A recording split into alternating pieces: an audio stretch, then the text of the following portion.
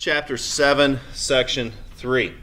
Because under the federal system, you have these three branches of government who share power. And that's the essence of federalism. And of course, we're looking at the executive branch and the responsibilities therein related to policy today. It's obviously the important duty of the president to keep us safe. And that's national security. And we do that by directing foreign policy and figuring out our relationships with other countries and how that impacts us. And this entire branch of the government has this very important role that represents a lot of people in the country. And so as we think about the question here, should the United States have the same policies toward all countries? What we have to realize is that we don't. We have a very different relationship with Canada than we do Russia, for example. And that does affect our trade. Our trade policies with Canada are very open. The border is practically open. If you wanted to fly up to Whistler in British Columbia for a holiday, it's a really simple process. If you wanted to go to Russia, not so simple. And again, like I want to take a vacation up to Whistler. I don't want to go to Russia for very different reasons. I'm sure Russia's beautiful, but that's beside the point. As Commander-in-Chief, our president is also our chief diplomat. And ambassadors and diplomats representing our country are directed and reflect directly on the President of the United States. So, the President's job is to establish foreign policy. It's a very particular term here, and foreign policy means the nation's overall plan for dealing with other nations. And one example of the use of military power as a form of diplomacy was in 2003. Then President George W. Bush sent American troops to Iraq to remove the dictator of Iraq, Saddam Hussein. This is a great example you could use in your essay about the use of American military power in other sovereign countries. Our claim was that Saddam Hussein had weapons of mass destruction that he was using against his own people and would give him the capacity to use against other countries and potentially the United States. And so using that claim, we invaded a sovereign country and captured their leader, who was later executed for crimes. None of this would have happened were it not for the United States. That policy was directed by President George W. Bush, who had absolute authority to send these troops, and within 90 days, Congress agreed, and the war in Iraq begun. Now, these policy decisions are often centered around national security. And once more, it's a specific term. National security means the ability to keep the country safe from attack or harm.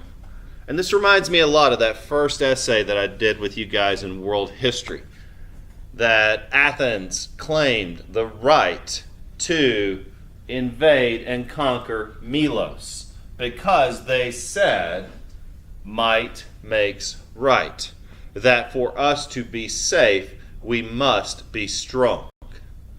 You know, it even makes me think, I just watched Black Panther recently. The bad guy in Black Panther said that we must be the conquerors or we will be the conquered. And even Washington said that, our first president, that to be prepared for war is the most effective way to be preserving of the peace. And so again, national security is paramount in our foreign policy. Ultimately, it's the job of the president to keep the bad guys away from us. And we have to be realistic. You know, Nixon spoke to this a lot. that keeping the bad guys away from us occasionally means being the bad guy. And that's not a simple concept. So we make treaties. Treaties are formal agreements between the governments of two or more countries. This is part of foreign policy. This is part of keeping us safe. Many of these are executive agreements, that is, an agreement directly between the president and the leaders of another country. So when President Trump met with the president of the Philippines, the two met directly and they came up with agreements, and those once more were executive agreements, those made between those two individuals. An example of a mutual defense treaty would be NATO, the North Atlantic Treaty Organization. The United States and other allied powers formed this association for the purposes of collective security, meaning that an attack on Germany is considered an attack on the United States. And we will defend them as we will expect them to defend us. Other goals of foreign policy. International trade. Many of you guys spoke to this in the bell ringer, that keeping up relations with other countries affects our bottom line. Promoting peace. It's in our collective best interest to work together peacefully.